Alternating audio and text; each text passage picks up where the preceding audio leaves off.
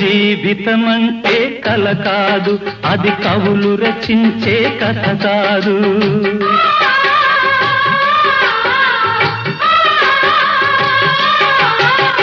జీవితమంటే కల కాదు, అది కవులు రచించే కథ కాదు.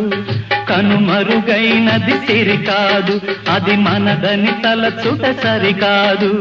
కుడి ఎడమైతే పొరపాటు లేదను నానుడి సత్యం కాదు, ఇది అందరికి అర్థం కాదు.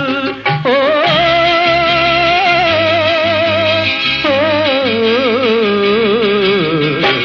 వేగు చుక్క మొలిచింది, వేకువ పొడ చూపింది.